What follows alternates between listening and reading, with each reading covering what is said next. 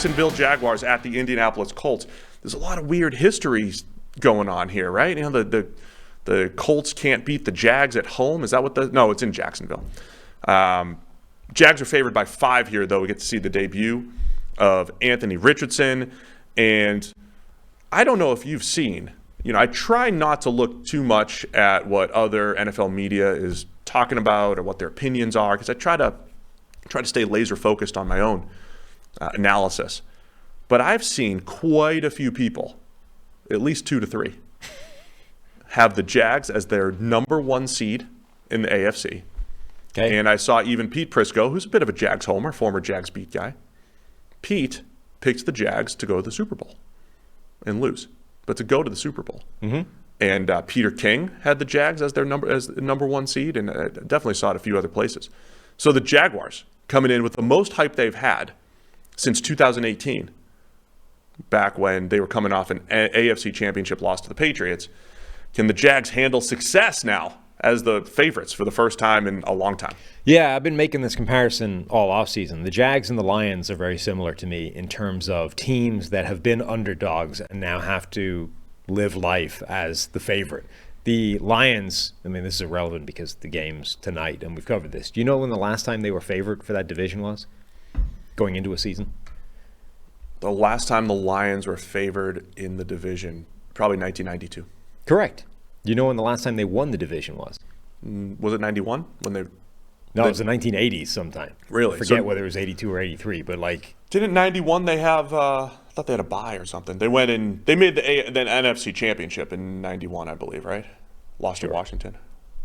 I got the first part right. You did. It was Thanks well for done. the But that's trivia. It's a long time. 20 years. It's a long time. Things are different in Detroit going into the season here. And Jacksonville now, it's the same idea. It's one thing to surprise people when nobody really saw you coming. Now, as you say, several people, at least 2 or 3, are claiming that they're one of the best teams in the AFC in a loaded conference. So it's a different thing. It's a different mindset. And not only that, but I think there was a real tangible difference that it's harder, right? When you are an underdog, not only do people not necessarily treat you seriously, you get the benefit of the fact that they're not necessarily giving you their A game. They're not focusing on that game, going, we got to beat this team because, you're expected to win against them. And you get to foster that siege mentality. It's us against the world. Nobody thinks we're good. You can build on that psychologically. That flips 180 degrees when you're the favorite. Now, everyone else is trying to beat you because you're supposed to be better than they are. And you can, foster the siege mentality of it's us against them. Nobody thinks we can do anything because you got Peter King out there putting you in the Super Bowl or whatever. So I think there's a real thing to it being harder to win, and certainly harder to win long term as a favorite, because everything works against you. So this is what Jacksonville have to battle. But they are favorites for a reason. Certainly in this game, Trevor Lawrence versus a rookie week 1 Anthony Richardson should be no contest in terms of quarterback performance. I think Jacksonville's offense was cooking late last season. Basically, if they can pick up where they left off, they should be comfortably the better team. Where they left off was interesting, though, because depending on which way you look at it, Trevor Lawrence, as we've mentioned a few times here in the show throughout the summer, number 2 or 3 graded quarterback after week 9. So he went on this run where he was playing at a high level. They also had that weird game where they beat the Titans, Josh Dobbs Titans, to win the division. And they didn't even pick up a 4th down in the 4th quarter. They had a defensive touchdown to win it. The offense wasn't great then. The offense was terrible the first half against the Chargers, and then they figured it out in the second half. What I'm looking for this year, I expect great play from Trevor Lawrence, or high-end top 5 to 8 quarterback play. I need to see that consistency from start to finish from Trevor Lawrence in this passing offense.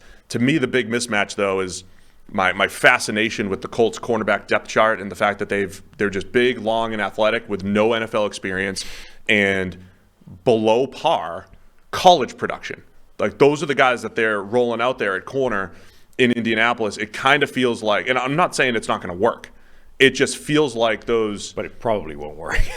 Look, I'm trying to think back through the archives of history. The 2019 49ers went to the Super Bowl, but before the season, they looked like they had the worst cornerback room, and they took a flyer on Richard Sherman, and it worked, right? They developed players.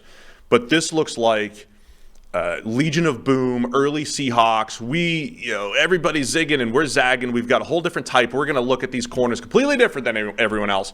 So we've got Darrell Baker Jr. and Dallas Flowers and 2 rookies, Jalen Jones in the 7th round, Juju Brents in the 2nd round. Juju had a lot of hype around the draft. Mm-hmm. But those are the guys trying to cover Calvin Ridley and Christian Kirk and company, Evan Ingram when he lines up out wide.